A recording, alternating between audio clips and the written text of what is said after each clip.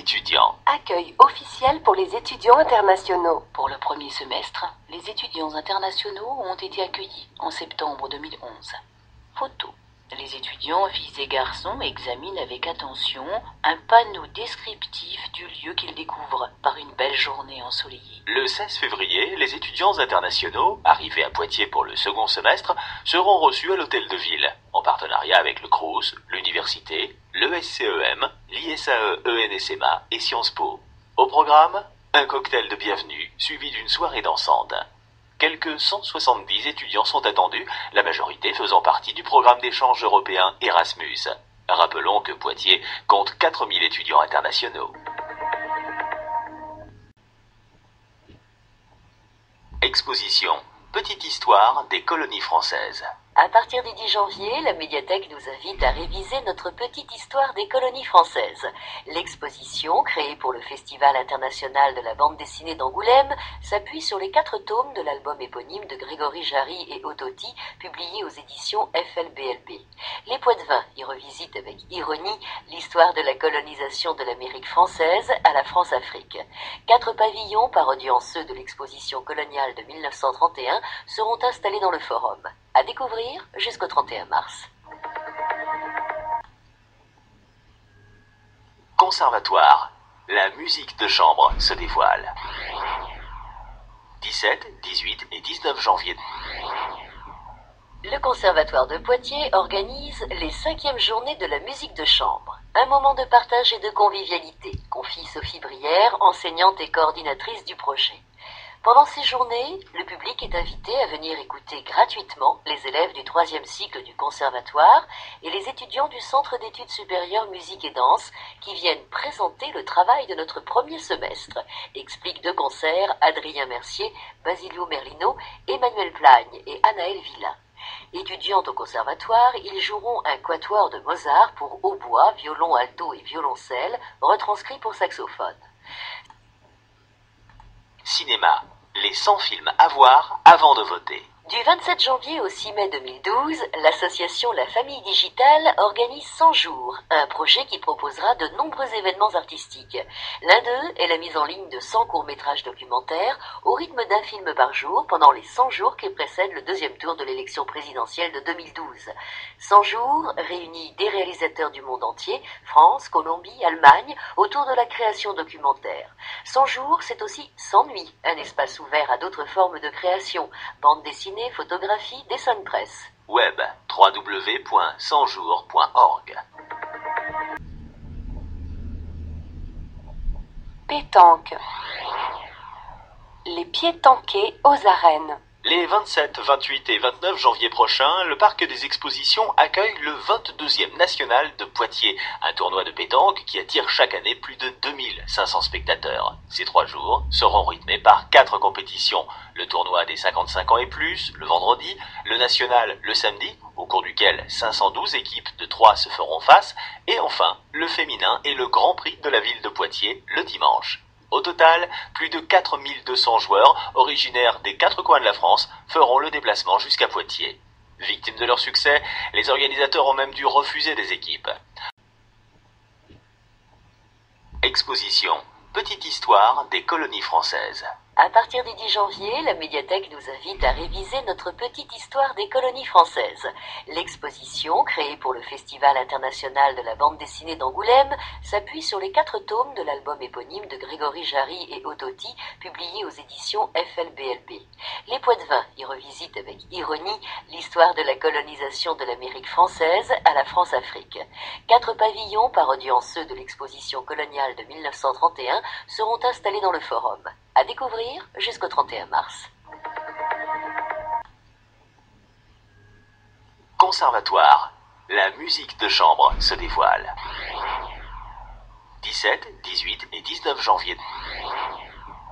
Le Conservatoire de Poitiers organise les 5e journées de la musique de chambre. Un moment de partage et de convivialité, confie Sophie Brière, enseignante et coordinatrice du projet. Pendant ces journées, le public est invité à venir écouter gratuitement les élèves du 3e cycle du conservatoire et les étudiants du Centre d'études supérieures musique et danse qui viennent présenter le travail de notre premier semestre, expliquent de concert Adrien Mercier, Basilio Merlino, Emmanuel Plagne et Anaël Villa. Étudiants au conservatoire, ils joueront un quatuor de Mozart pour hautbois, violon alto et violoncelle, retranscrit pour saxophone. Cinéma, les 100 films à voir avant de voter. Du 27 janvier au 6 mai 2012, l'association La Famille Digitale organise 100 jours, un projet qui proposera de nombreux événements artistiques. L'un d'eux est la mise en ligne de 100 courts-métrages documentaires au rythme d'un film par jour pendant les 100 jours qui précèdent le deuxième tour de l'élection présidentielle de 2012. 100 jours réunit des réalisateurs du monde entier, France, Colombie, Allemagne, autour de la création documentaire. 100 jours, c'est aussi 100 nuits, un espace ouvert à d'autres formes de création, bande dessinée, photographie, dessin de presse. Web www.100jours.org. Pétanque. Les pétanqués aux arènes. Les 27, 28 et 29 janvier prochains, le parc des expositions accueille le 22e national de Poitiers, un tournoi de pétanque qui attire chaque année plus de 2500 spectateurs. Ces 3 jours seront rythmés par 4 compétitions. Le tournoi des 55 ans et plus, le vendredi, le national le samedi, au cours duquel 512 équipes de 3 se feront face, et enfin le féminin et le Grand Prix de la ville de Poitiers le dimanche. Au total, plus de 4200 joueurs, originaires des 4 coins de la France, feront le déplacement jusqu'à Poitiers. Victimes de leur succès, les organisateurs ont même dû refuser des équipes.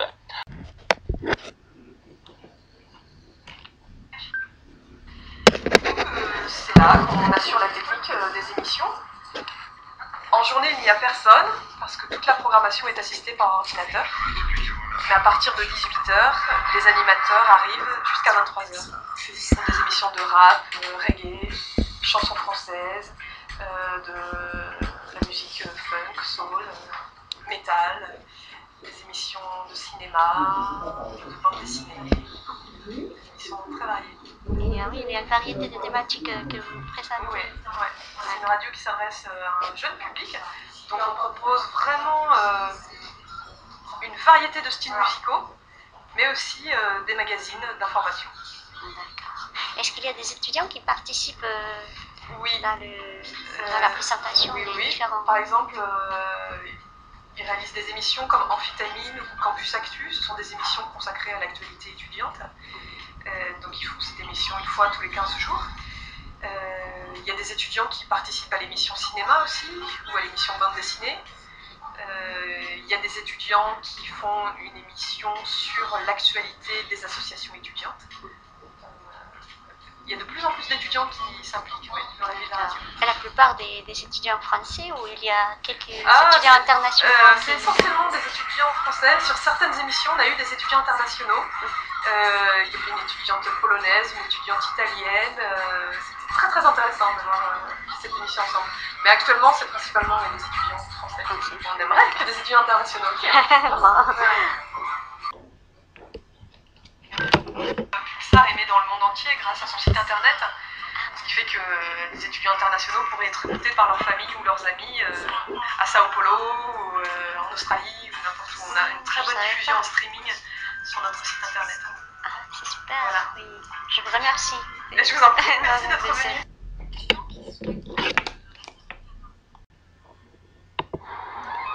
Agenda culturel du mois de novembre 2011. L'ambassade de Colombie en France vous propose des activités culturelles. 1. Les molas, œuvres sur tissu colorées, fines et complexes, seront exposées à la galerie Les Prés au 6e.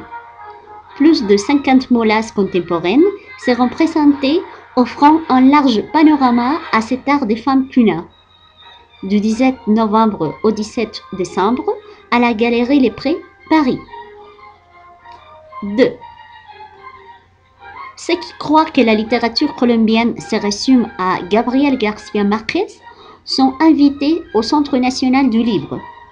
Depuis le 8 et jusqu'au 20 novembre, 12 poètes, romanciers et essayistes colombiens sillonnent la France pour faire découvrir la richesse de la littérature de leur pays.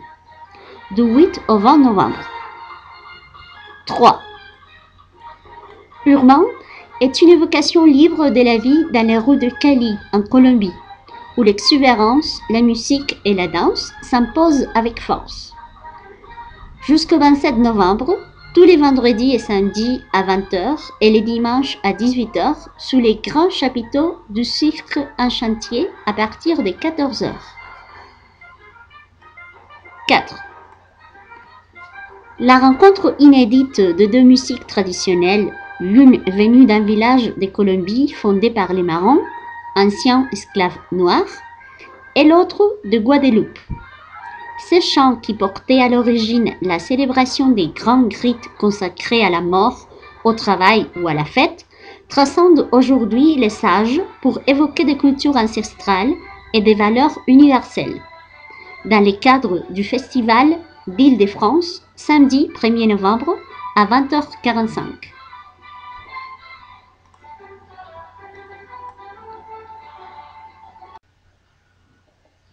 Étudiants. Une journée pour les étudiants africains. À Poitiers, près d'un étudiant étranger sur deux est d'origine africaine. Des étudiants qui, pour la plupart, font partie d'associations et qui participent à la vie du campus universitaire. Pour la deuxième année, un collectif d'étudiants et d'associations organise le 6 avril la journée de l'étudiant africain. Une journée marquée par différents rendez-vous, un cercle de silence de 30 minutes aura lieu sur le campus en marque de solidarité avec les étudiants étrangers. Une exposition photo présentera à la Maison des étudiants les parcours croisés, c'est le nom de l'expo, d'anciens diplômés africains de l'université, qu'ils soient rentrés chez eux, restés ici ou partis ailleurs. Une séance de shooting photo permettra de préparer une prochaine exposition sur l'étudiant sans papier. Enfin, une table ronde à la MDE se déroulera sur le thème « Retour des diplômés africains, choix ou obligation ». Web. Festival. L'université IS, à chacun ses couleurs. Artistes, écrivains, scientifiques, linguistes et juristes sont conviés par l'université à confronter leur point de vue, à métisser leur savoir. Ce mois-ci débute À chacun ses couleurs, la biennale culturelle de l'université. Conférences, spectacles de théâtre, de danse et de cirque, projections de films et expositions se succéderont pendant près d'un an, soit 45 rendez-vous, la plupart gratuits, pour une programmation riche et éclectique, égrenée entre le campus et les différentes structures culturelles de la ville. Les couleurs constituent un thème fédérateur qui permet de multiplier les regards et de toucher un large public, remarque Isabelle Lamotte, vice-présidente de l'université chargée de la culture. Renseignements au 05 49 45 47 00 ou sur www.univ-poitiers.fr. Une photo noir et blanc.